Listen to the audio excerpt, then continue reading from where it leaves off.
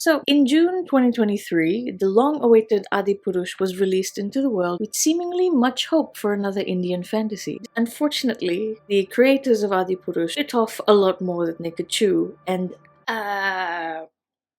it caused quite the commotion, let me tell you. Before I get into the controversies this movie has been under, it's only fair to examine the movie by itself without any bias. We're gonna do that first and then get into the shit show that came afterwards, shall we? Adipurush is an Indian fantasy following the journey of Raghav as he sets out to rescue his wife Janaki from the demon king Lankesh. Sound familiar?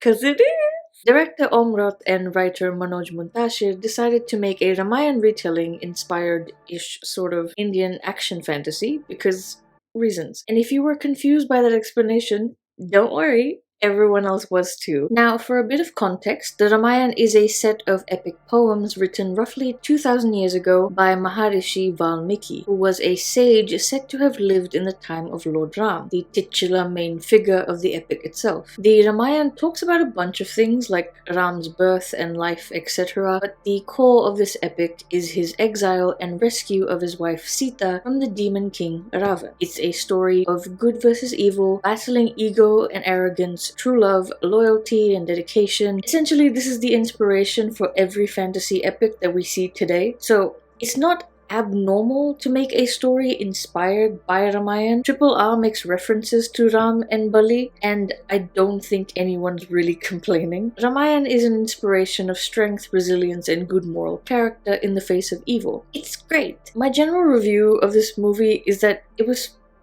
fine. I have enough context of the Ramayana to know what was going on and what was being referenced. I also knew enough to see some of the changes made in the story, like Janaki looking up at Lankesh when Sita never actually looked at Ravan. She didn't think he was important enough for that, which is such an amazing insult to someone as entitled as Ravan. Like in the Ramayana, Sita looks at a blade of grass and says this was how important Ravan was to her. The CGI is unfortunate, but the moment I found out T-Series was making this, I had no expectations for how it was going to look. Saif Ali Khan's performance of Lankesh was the most entertaining thing about the movie. Everyone else was more of the same. I like Bajrang, but I like Hanuman in general, so there's bias there. The reason why this video isn't just a review is because the level of criticism this movie got doesn't really match what this movie is actually giving to the audience, which is not much, I gotta be honest.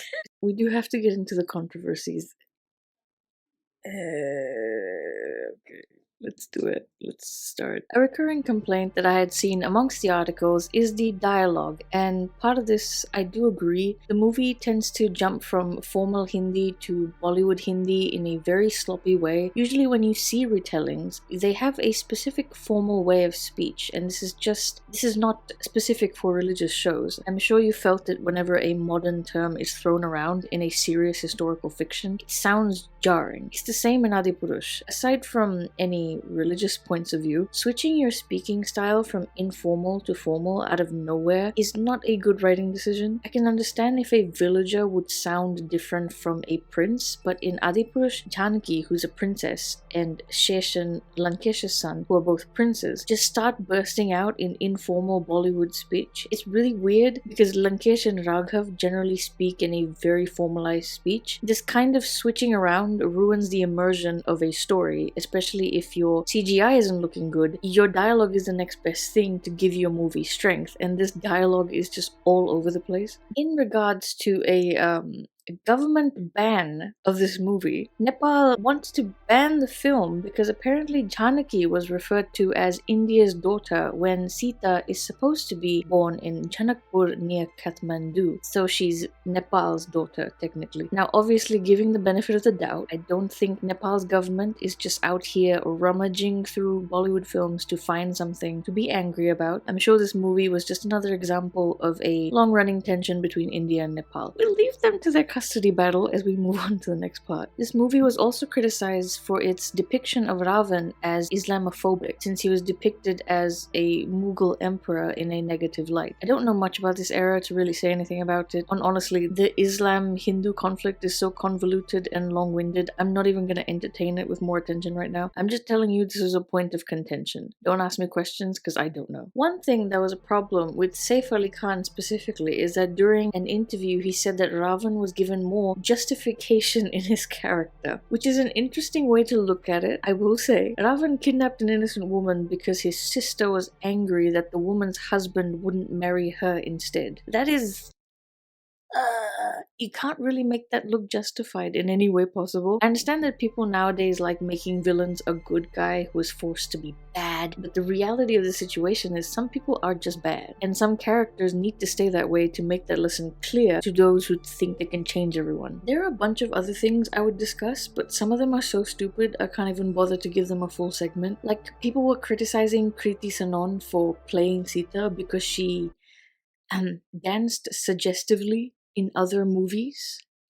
My dude, you listen, there's this thing called acting. Those things they do on screen aren't real. This is not even mentioning the fact that Bollywood filmmakers sexualizing their actresses isn't the actress's fault. They don't make the script. Are you lost? There was also a Hindu priest whose blood apparently boiled as he gave a police complaint on the wrong costumes and dialogue in this very serious Bollywood movie. I love the fact that this priest openly admitted to having anger issues, first of all, but also, what are the police gonna do? How would this even play out?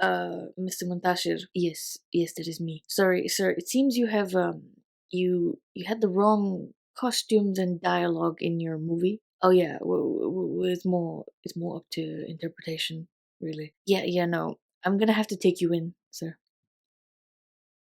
What? Yeah, the dialogue was pretty bad. A priest almost blew up.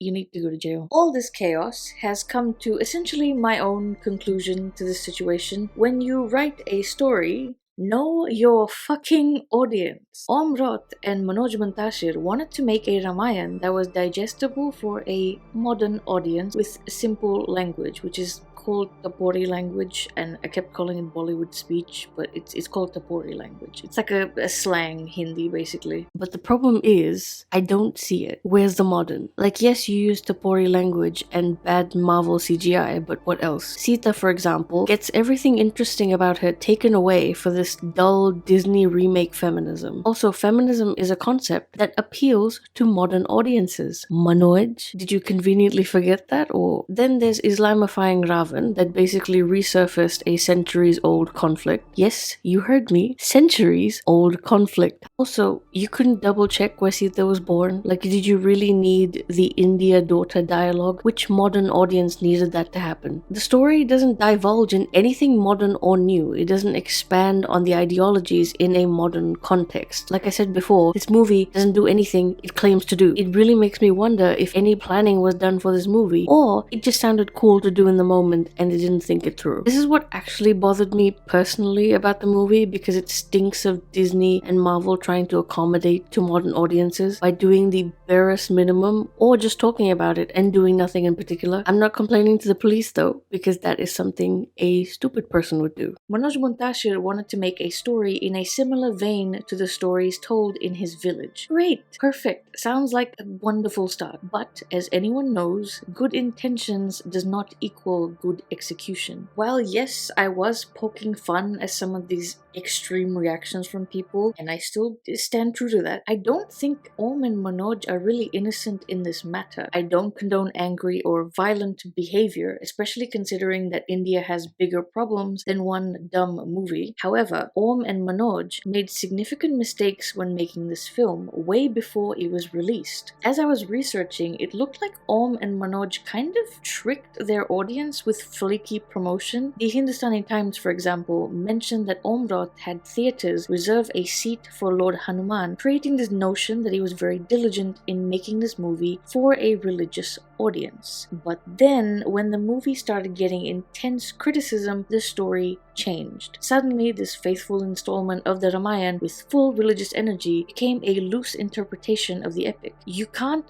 do that in the middle of the film release. Then they go on to change dialogues and fix shit like it's Cats 2019. At least Cats, at the end of the day, is just a Broadway musical, not an ancient epic that defined the religion for 2000 years and is sacred to over a billion people. I'm completely on board with using Ramayana or Mahabharata as an inspiration for stories, and I don't think Hindus mind it either, but generally stories inspired by these epics are promoted as exactly that. Take Adipurush's more stable sibling, Ramanand Sagar's Ramayana. This show is the quintessential reference for Ramayana retellings. This was the most watched show in the world during its airing, and the reason it was successful was because the creators knew what they wanted to make. They wanted a true and accurate as possible television show depicting the events of Ramayana. They made it for the religious audience, and the religious audience loved it. On the other side of the spectrum, you have Amish Tripathi, who wrote the Shiva trilogy. His books are very explicitly described as a fiction story inspired by the events of Shiva's life from the Shiva Purana. Amish Tripathi as well has a very clear view of how he wants his stories to be, which is essentially a marriage of tradition and modernism. So you have this English written novel about a revered Hindu deity deeply exploring Hindu philosophy in a way that is relevant and understandable. If you are looking to get into Hindu mythology books, the Shiva trilogy is one of my favorites and also a really good way to start on the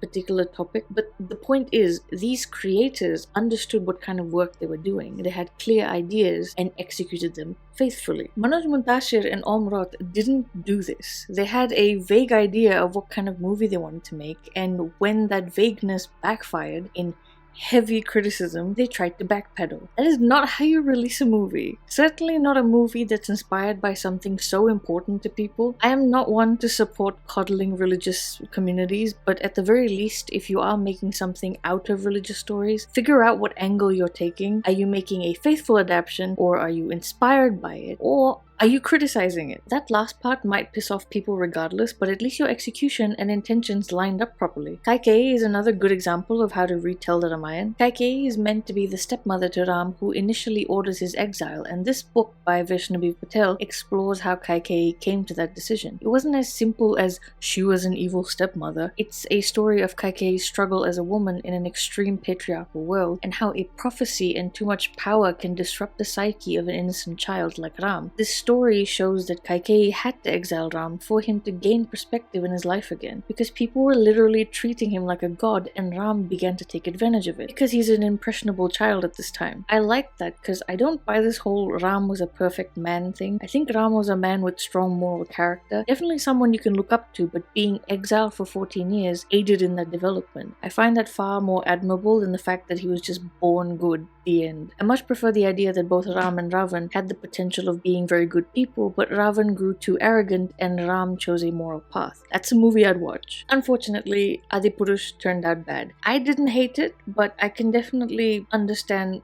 the things that went wrong. And this will sadly become another movie in the pile of Indian fantasy movie fails. But I will say, upon doing this video, I have realized that making an Indian fantasy movie is much more difficult than releasing an Indian fantasy book. In terms of the level of criticism you're gonna get, at least, I think Indian movie audiences are not quite ready for this genre, but I still encourage Indian filmmakers to try. And when I mean try, I mean like actually try, please. Maybe on location filming this time. Apparently the Shiva trilogy was getting a series, but the director is kind of flaky with releases, so I don't know. But doing this video, I've realized just how much more welcoming book audiences are when it comes to Indian fantasies, because Indian readers want to see representation in the book industry. I didn't know you could make an Indian fantasy until I was in the middle of writing my first novel. I read the first Shiva trilogy book and I was like, oh, wait, we're allowed to do this? And I literally changed my entire book. So yeah, I'm still gonna encourage Indian creators to keep making Indian fantasies or Hindu mythology content because they're amazing. Hindu mythology, philosophy, and Indian folklore are some of the most rich and beautiful stories. I would love to see them adapted or turned into inspired fantasies, so long as you pick one, Manoj. This is all also with a prefix to say that I'm saying all this mostly in the perspective of someone who writes stories. If I was just sitting down and watching this movie like I did initially, I really have no real opinions. If Marvel or Disney were given $60 million to make a movie about Ramayana, it would probably look exactly like this. Then you have like genuine concerns being piggybacked with stupid things like Kriti Sanon playing